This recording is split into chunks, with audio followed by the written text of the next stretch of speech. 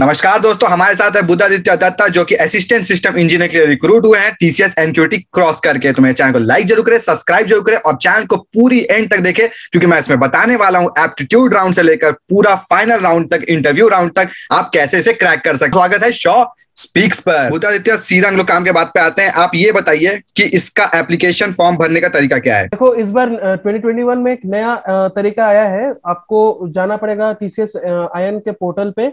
वहां पे जाके आपको एग्जामिनेशन खरीदने पड़ेंगे। सबसे इंपॉर्टेंट एग्जामिनेशन जो खरीदने पड़ेंगे वो है कॉग्निटिव स्किल्स, उसके बाद सब्जेक्ट एनक्यूटी प्रोग्रामिंग, और आखिर में जो ऑप्शनल है वो है साइकोमेट्रिक टेस्ट। और एक बहुत मैंडेटरी है, वो इस बार ही जस्ट ऐड हुआ है, वो है इंडस्ट्री एनक्यूटी। तो आपको ये 3 एग्जामिनेशन कंपलसरीली खरीदने पड़ेंगे और ऑप्शनल साइकोमेट्रिक टेस्ट है। ओके बुद्धादित्य, पहले आप ये बताइए कि आपके इसमें कितने राउंड्स हुए थे। मेरे यहाँ पे 3 राउंड हुए थे। एक था रिटन राउंड, दूसरा एक टेक्निकल इंटरव्यू और तीसरा था एचआर इंटरव्यू। अच्छा, आप इसको एक बार ये बताइए कि आपको जो फर्स्ट राउंड था उसको थोड़ा डिटेल्स में बताइए, लाइक किस टाइप के क्वेश्चंस आपको फेस करने पड़े थे, एप्टीट्यूड से लेकर कोडिंग तक। एक बार थोड़ा डिटेल में बता दिए, लाइक कौन कौन से चैप्टर्स ज्यादातर आप पढ़ सकते हैं और कोडिंग में भी किस टाइप के क्वेश्चन आते हैं, एक बार हमारे ऑडियंस को बता दिए। हाँ, कॉग्निटिव स्किल्स जो एप्टीट्यूड पे होता है उसमें 3 पेपर्स रहते हैं। एक न्यूमेरिकल एबिलिटी, एक वर्बल एबिलिटी और एक रीजनिंग एबिलिटी।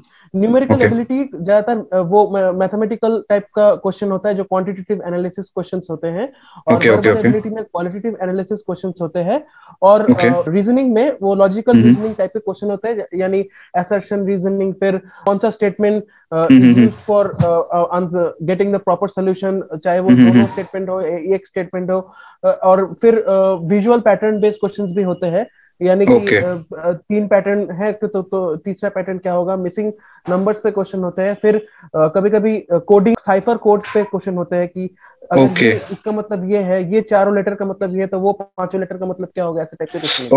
ओके, ये बहुत इंपॉर्टेंट बताया। आप एक बार कोडिंग को भी बता दिए थोड़े डिटेल में कि लाइक आपको किस टाइप क्वेश्चन फेस करने पड़े थे। कोडिंग में कोडिंग में भी 2 हिस्से होते हैं। पार्ट ए में आपको 10 क्वेश्चन मिलेंगे C++ या जावा लैंग्वेज से, और वहाँ पे आपको हर तरीके के क्वेश्चन मिल सकते हैं, इवन फ्रॉम डेटा स्ट्रक्चर्स मिल सकते हैं। और आपको पार्ट बी में 2 क्वेश्चन मिलेंगे, और 2 क्वेश्चन वो कोडिंग राउंड होता है, जहाँ पे आप किसी भी लैंग्वेज पे उस कोडिंग राउंड को सॉल्व कर सकते हैं। आपको ऑप्शन दिए जाएंगे C++, जावा, पाइथन, पर्ल, रूबी, ये बहुत सारे ऑप्शन है जो कि टीसीएस में ही मिलते हैं। और ज्यादातर कोडिंग राउंड में क्वेश्चन आपको लूप्स या फिर डेटा स्ट्रक्चर्स, यानी लिस्ट, स्ट्रिंग्स, इन सारे डेटा स्ट्रक्चर के बेसिस पे क्वेश्चंस होते हैं। कोडिंग राउंड का वेटेज ज्यादा है। ओके बुधादित्य, एक बात ये बताइए, बहुत लोगों को डाउट भी रहता है कि लाइक जब आप निंजा में अच्छा परफॉर्म करते हैं तो उसका डिजिटल के लिए भी, इंटरव्यू के लिए आप सिलेक्ट हो सकते हैं, तो इसका क्या क्राइटेरिया होता है, कितना अच्छा परफॉर्म करने के बाद you are on the verge of getting the interview for digital, TCS digital, ये बता दिए। अगर आप एप्टीट्यूड में और कोडिंग में दोनों में मोर देन 80% आपको मार्क्स दिए जाएंगे, स्कोर दिए जाएंगे, आपको परसेंटेज भी दिए जाएंगे। आप अगर मोर देन 80% स्कोर करते हो तो आपको चांसेस होती है कि डिजिटल में सिलेक्ट होने के लिए। एक्चुअली ये कोई कट ऑफ नहीं रहता है, ये एक्चुअली रैंकिंग के बेसिस होता है। आप जितना kind of percentile, kind of, yes, अगर आप जितना ऊपर परसेंटाइल पर होगे उतना ज्यादा चांसेस है कि डिजिटल में सिलेक्ट होने को। ओके बुद्धादित्य, आप ये बताइए कि आपको टेक्निकल राउंड में क्या क्या क्वेश्चन फेस करने पड़े थे आपके केस में। मेरे केस में टेक्निकल राउंड में ज्यादातर पहले क्वेश्चन होगा कि आपको प्रेफर्ड लैंग्वेज क्या है, फिर आपके प्रेफर्ड लैंग्वेज पे उस लैंग्वेज के बेसिक्स से पूछा जाएंगे। कभी कभी 1-2 क्वेश्चन एडवांस भी होते हैं।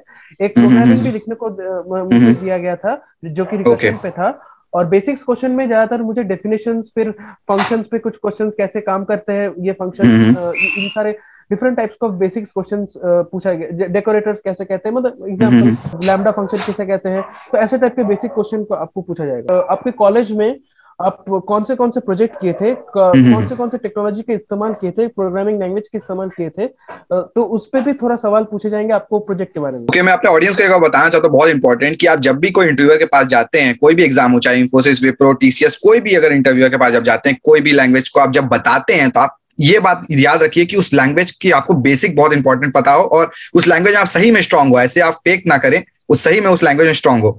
तो और ये आप मैं पूछना चाहूंगा बुद्धादित्य कि आप एक बार बताइए, एचआर इंटरव्यू आपका कैसा गया था, और लाइक आपका एचआर इंटरव्यू में क्या क्वेश्चंस थे? एचआर इंटरव्यू में एक यूनिक क्वेश्चन हमेशा पहले पूछते हैं कि किसी भी प्रोडक्ट बेस्ड कंपनी यानी सीमेंस, गूगल या अमेजोन के साथ टीसीएस के कंपैरिजन में पूछते हैं कि आप को अगर ऑप्शन दिया गया कि टीसीएस में आपको इस पैकेज में घुसने के लिए और अमेजोन में आपको से 40 लाख का पैकेज मिला या फिर सीमेंस में 8 लाख का पैकेज मिला, तो आप इन दोनों में से किस कंपनी में जाने की कोशिश करेंगे?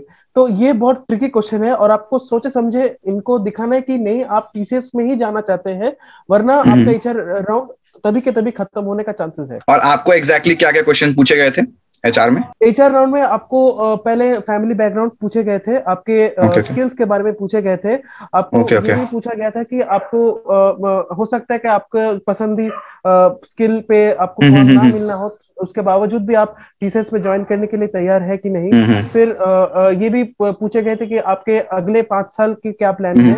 ये यूनिक क्वेश्चन है जो ज्यादातर टीसीएस में ही पूछे जाते हैं, दूसरे इंटरव्यू में नहीं पूछे जाते हैं। कैरियर में अपने आप को किस तरह से देखना चाहते हैं, ये भी एक सवाल पूछे जाते हैं एचआर में। तो बुद्धादित्य, एक क्वेश्चन बहुत इंपॉर्टेंट है जो बहुत लोगों के मन में आता है कि टीसीएस निंजा से टीसीएस डिजिटल में जा सकते हैं आप? हाँ, हम जा सकते हैं।